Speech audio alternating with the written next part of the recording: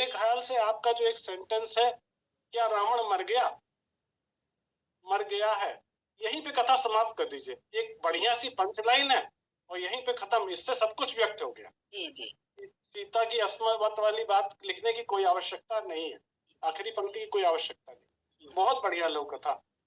धन्यवाद सर, बहुत बहुत सुंदर लघु कथा। हालांकि विषय पुराना है, लेकिन इसका तेवर नया है, नए नए उसमें आपने करा है, बहुत अच्छा।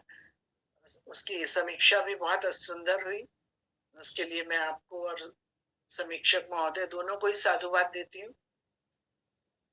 और अब मैं रश्मि लहर जी को आमंत्रित करती हूँ कि वो अपनी लघु कथा का वाचन करें।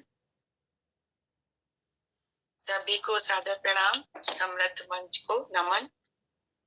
आज हम अपनी लघु कथा शुरू करते हैं। दीदी, मेरी लघु कथा का शीर्षक है चेयरमैन साहब। हर समय ही करती रहती है। लोग उसे नहीं छेड़ेंगे तो क्या मुझे छेड़ेंगे? जरा सा हाथ ही तो पकड़ा था, शिकायत करने पहुंच गई मैडम।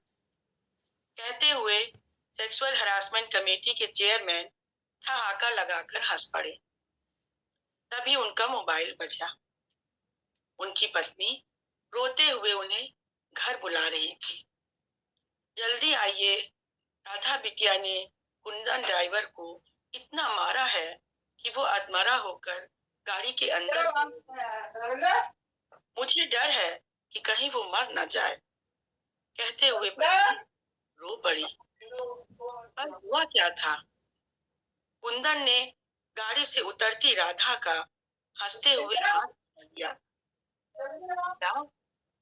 कहते हुए चेयरमैन साहब के माथे पर पसीना आ गया।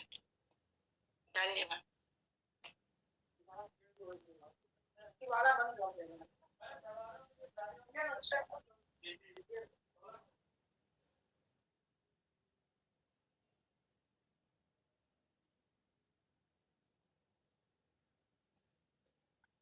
क्षमा करिएगा मुझे जी, मैं सुन नहीं पाई इनकी, जो कुछ जाना पड़ा। 1 मिनट। चेयरमैन बन सकता है किसी भी संस्था का, ऐसी संस्था का भी जिसके लिए वो पूर्णतया नाकाबिल है। सिर्फ उसके पास जुगाड़ होना चाहिए। एक तो ये बात महसूस करा रही है ये लघु कथा। दूसरी बात, जब किसी और की बात हो तो इंसान उस बात को मजाक में लेता है, हंसी करता है, ठठोली करता है। पर वही परेशानी अगर स्वयं पे पड़ जाए तो पसीने छूटने स्वाभाविक ही है। और क्या ये सही है? ऐसे आदमी को हमें चेयरमैन बनाना चाहिए, इसका सवाल उठता है।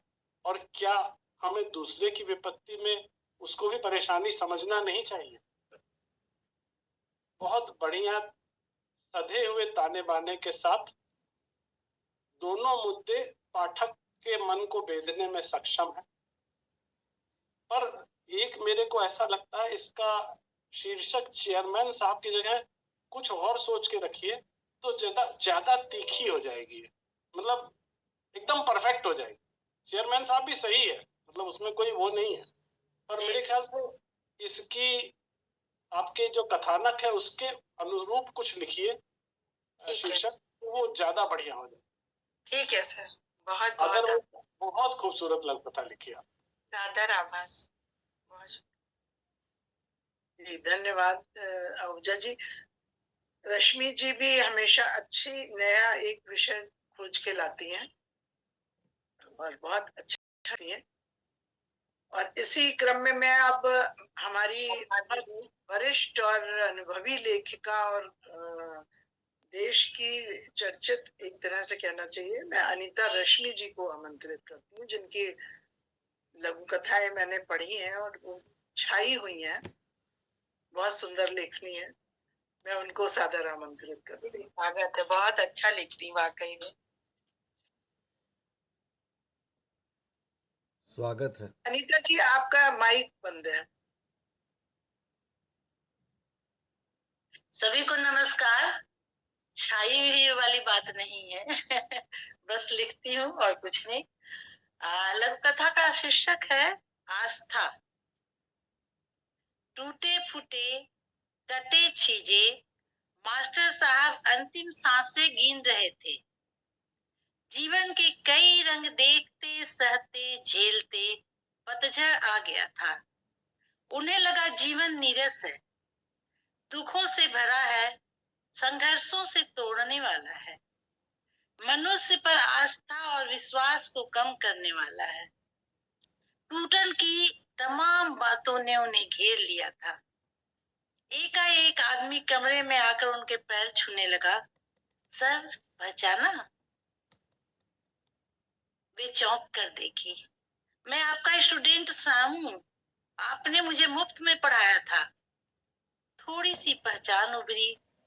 आजकल मैं कलेक्टर बन यहाँ अपनी सेवाएं दे रहा हूँ। आपने इतनी अच्छी शिक्षा और संस्कार दिए, नहीं तो मैं अभी जूते ही सिलता रहता। वह पुनः पैर छूने लगा। उनकी अधमूंदी आंखों में भूर का उजास भर गया। वे आंखें खोल टकटकी बांध नए सूर्य की चमकदार रश्मियों को देखते रहे। फिर से जीवन पर, संस्कार, नैतिकता पर उनका विश्वास जमने लगा। सबसे ईमानदार कलेक्टर मेरा शिष्य। वाह! और उनकी कब की बेचैन, तकलीफ से तड़पती, हताश वृद्ध आंखों में विश्वास का विरवा अंकुरित हो उठा। धन्यवाद। शीर्षक आस्था। मैं अनिता रश्मि रांची। बधाई की पात्र हैं आप। नकारात्मक विचारों में सकारात्मक ऊर्जा देने वाली लघु कथा आस्था। बहुत बहुत बधाई।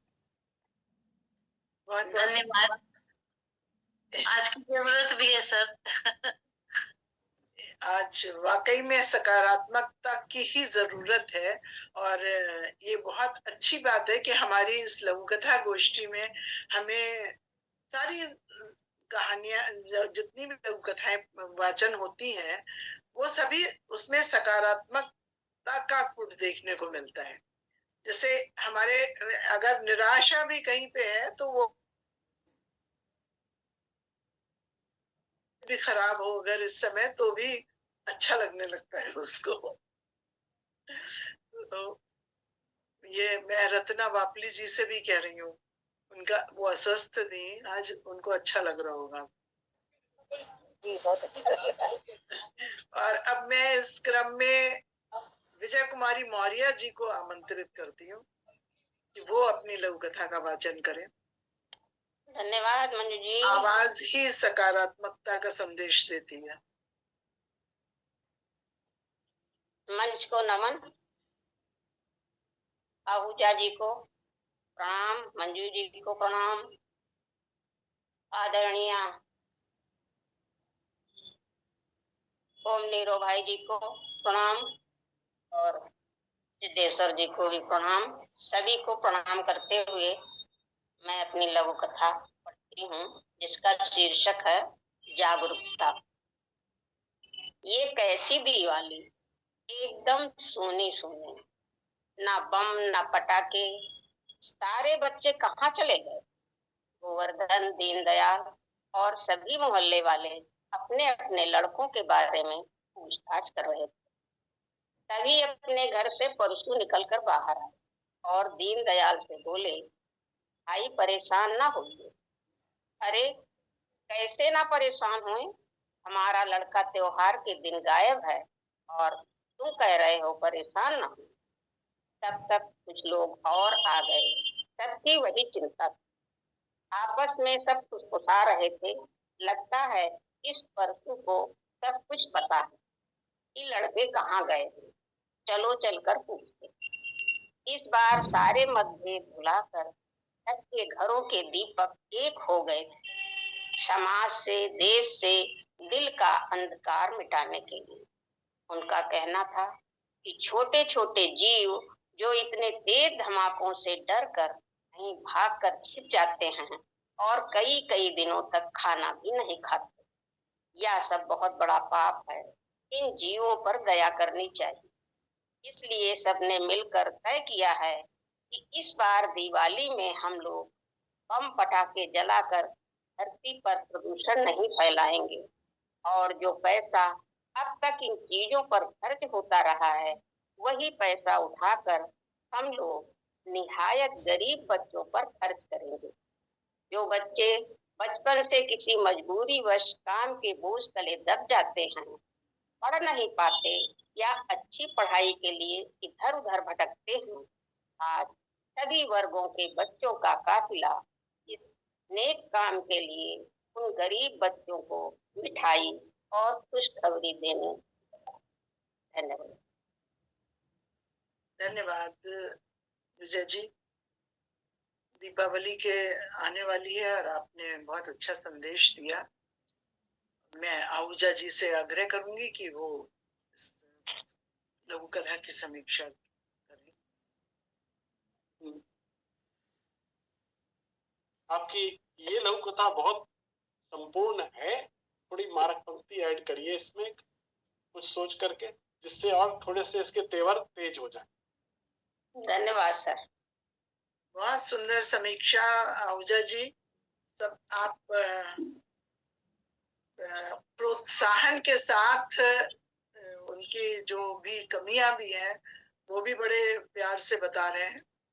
तो किसी को ऐसा नहीं लग रहा है कि ये कमी है, उसको लग रहा है कि भाई मुझे इसको सुधारना है थोड़ा। हाँ मंजू जी, बहुत अपनापन और बड़े प्यार से बहुत अच्छी बहुत तरीके अच्छी से समीक्षा कर रहे हैं। बहुत बहुत धन्यवाद सर। अब इस क्रम में मैं नलिनी जी को आमंत्रित करती हूँ।